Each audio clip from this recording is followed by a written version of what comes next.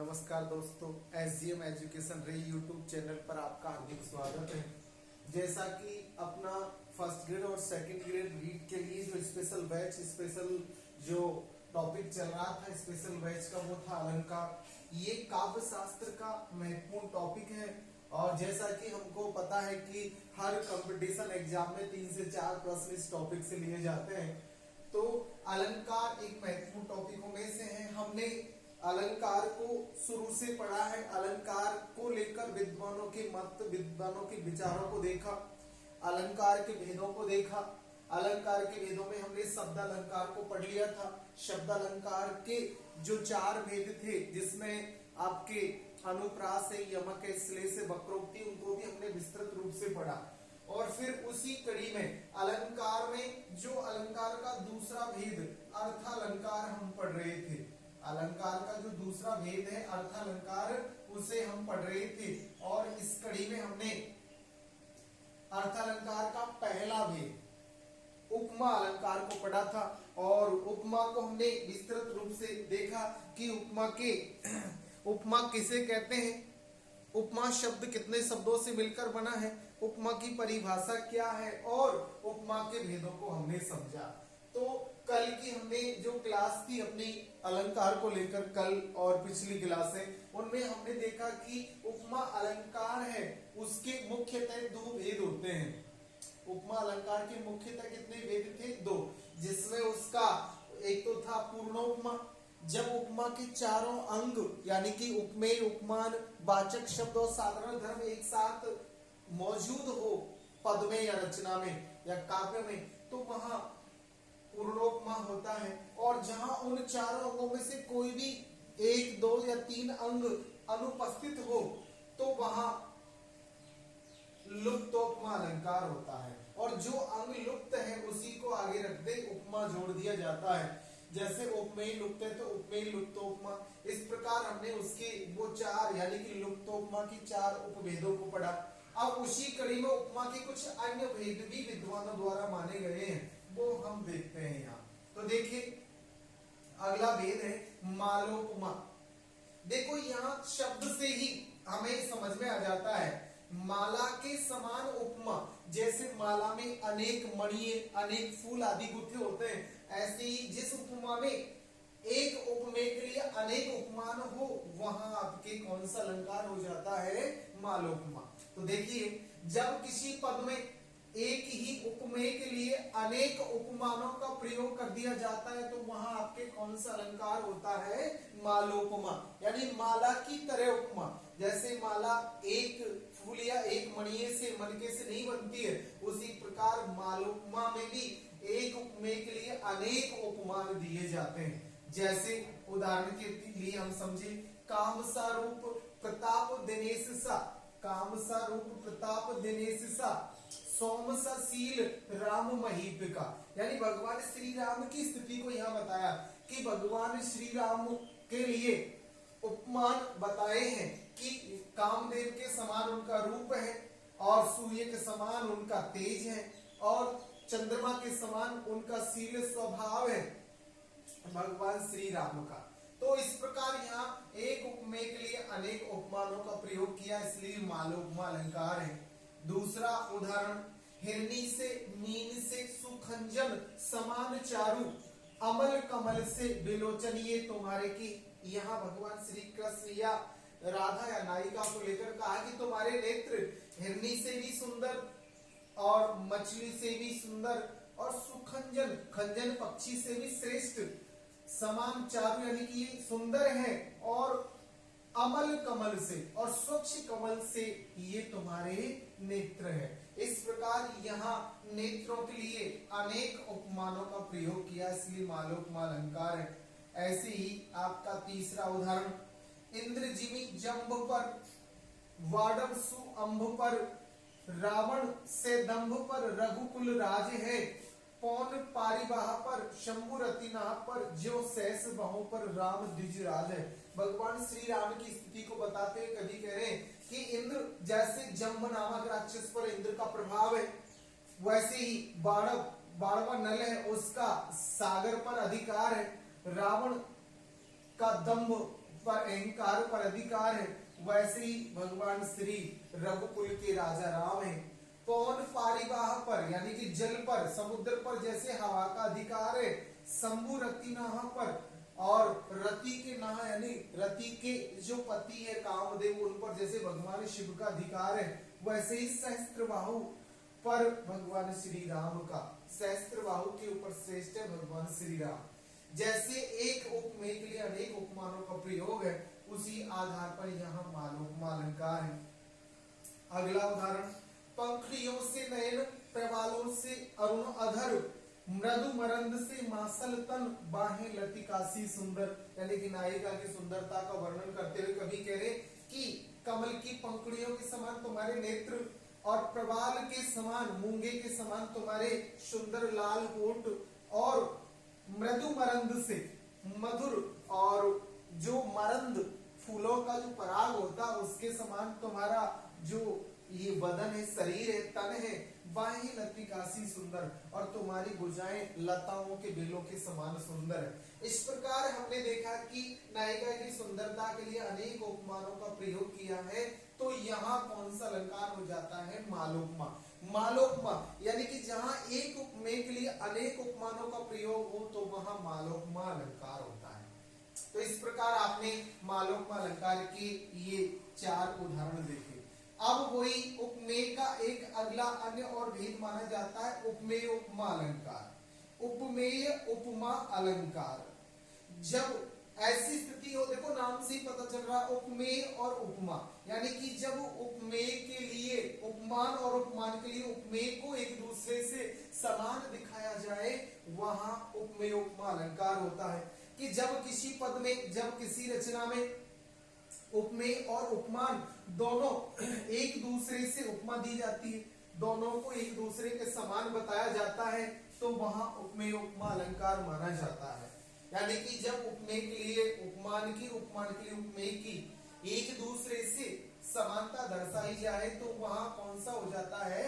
उपमेय उपमा अलंकार। जैसे उदाहरण देखें हम, तो मुख सोहत है शशि सो, अरु शशि सोहत है तो मुख जैसो।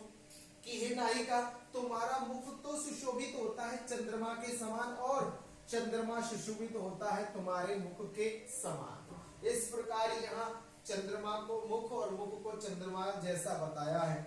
ऐसा ही दूसरा उदाहरण, तेरो कर सुर तरु सो है, सुर तरु तेरो कर जैसो। कि तुम्हारे हाथ तो सुर तरु यानी कल्प तरु, कल्प वृक्ष के समान है, और कल्प वृक्ष है तुम्हारे हाथ जैसे। इसी प्रकार तीसरा उदाहरण, राम के समान शंभु, शंभु सम राम है।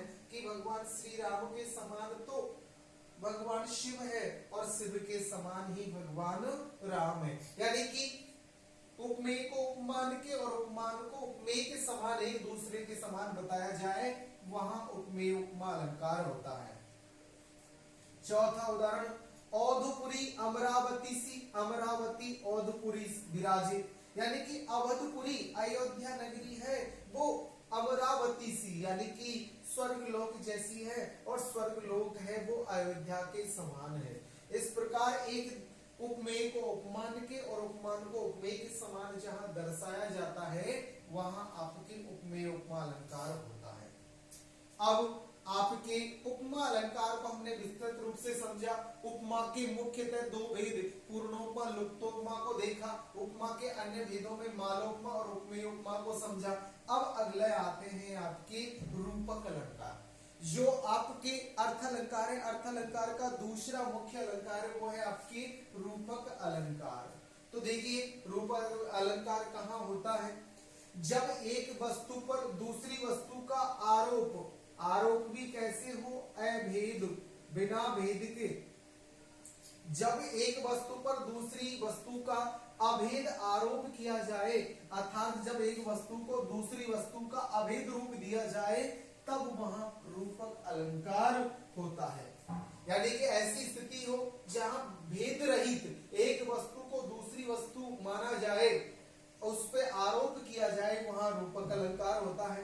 अर्थात जब किसी पद में उपमान एवं उपमेय में कोई भेद नहीं रह जाता, तो वहां रूपक अलंकार होता है। यानी कि उपमान और उपमेय में भेद नहीं रहता है, वहां आपके रूपक अलंकार हो जाता है।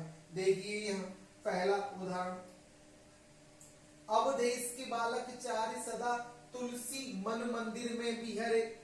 अवधेश यानी कि दशरथ के चारों पुत्र सदा ही हमेशा ही दशरथ के मन मंदिर, मन को ही क्या मान लिया है, मंदिर। तो यहाँ देखिए मन जो उपमेय है, मन जो उपमेय है उसको क्या मान लिया है, उपमान, यानी उस पर अभेद किसका आरोप कर दिया है, उपमान का। मन को ही क्या मान लिया, मंदिर, यानी मन रूपी मंदिर में विहार करते हैं, विचरण करते हैं। अर्थात तुलसीदास जी के हृदय में भगवान श्री राम, लक्ष्मण, भरत और शत्रुघ्न विराजमान है। उसी प्रकार यहाँ दूसरा उदाहरण, उदित उदयगिरी मंच पर रघुबर बाल पतंग, बिकसे संत सरोज सब हर्षे लोचन भृंग।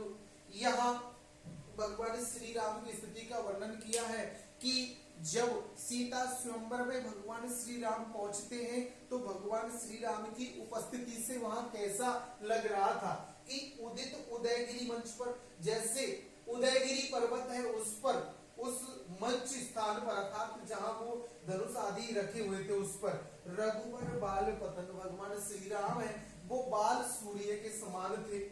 बिकसे संत सरोज सब, जैसे प्रभु को देखा तो वह जितने भी संत लोग बैठे हुए थे वो कमल की तरह विकसित हो गए, खिल गए। हर्षे लोचन भृंग, और उनके सभी के नेत्र रूपी भौरे हैं वो हर्षित हो जाते हैं, जैसे फूलों के खिलने को देखकर या उसे लेकर भौरे प्रसन्न हो जाते हैं, ऐसे प्रभु को देखकर सभी प्रसन्न हो जाते हैं। तो उदयगिरी मंच, यहाँ उदयगिरी मंच ये रूपक है, यहाँ बाल पतंग में रूपक है, यहाँ संत सरोज में रूपक है और यहाँ लोचन भृंग में रूपक है।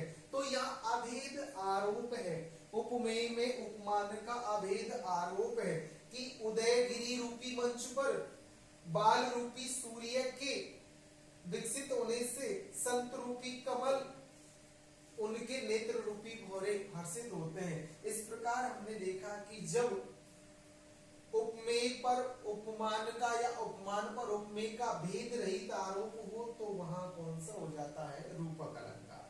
अब आगे हम देखते हैं रूपक अलंकार के भेद। तो रूपक अलंकार के मुख्यतः दो भेद होते हैं, मुख्य रूप से कितने भेद होते हैं, दो। एक तो है अभेद रूपक और दूसरा है तद्रूप रूपक।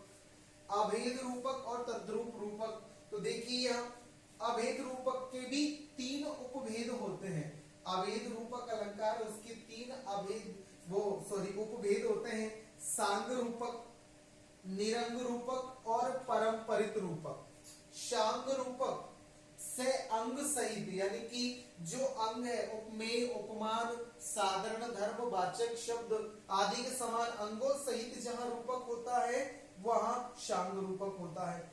जहां अंगों से रहित रूपक होता है वहां निरंग रूपक होता है, और जहां परंपरा से अर्थ प्रकट करते हुए रूपक होता है वहां परंपरित रूपक होता है। इस प्रकार हमने देखा कि रूपक अलंकार किसे कहते हैं और उसके कौन कौन से भेद होते हैं। इन भेदों को हम अगली कक्षा में विस्तृत रूप से जानेंगे, समझेंगे। और रूपक की पहचान के लिए कि जब किसी पद का भावार्थ ग्रहण करने पर दो पदों के बीच रूपी शब्द का या रूपी शब्द का प्रयोग या प्राप्ति होती है तो वहां आपके रूपक अलंकार माना जाता है। कोई भी शब्द है उसका भाव अर्थ ग्रहण करने के लिए उसमें जब रूपी शब्द का या आरोपण आदि भाव प्रकट हो तो वहां आपके कौन सा हो जाता है, रूपक अलंकार। इस प्रकार हमने रूपक अलंकार को समझा। रूपक अलंकार में अभेद रूपक के तीनों भेद, सांग रूपक, निरंग रूपक, परंपरित रूपक समझेंगे और तद्रूप रूपक को समझेंगे। इस प्रकार हमने यहाँ आपके पूर्ण उपमा अलंकार और रूपक अलंकार को समझा। अब इसके भेद और अन्य जो अलंकार है उन्हें आगामी कक्षा में पढ़ेंगे। पढ़ा हुआ जो है उसमें अगर कोई समस्या है, कोई आपको परेशानी आए तो कमेंट से बताएं, और अच्छा पढ़े, आगे बढ़े, अपने मित्रों को लाइक, शेयर और सब्सक्राइब जरूर करें। उनसे कहें कि हमें फ्री में अपना जो बेस्ट जो मैटर मिल रहा है पढ़ने को, आपके सिलेबस को बेस्ट तरीके से, अच्छी तरीके से टच करवाया जाएगा। पूरा सिलेबस आपको विस्तृत रूप से पढ़ाया जाएगा। इसीलिए मैं यही कहना चाहता हूं, अच्छा पढ़े, आगे बढ़े। धन्यवाद।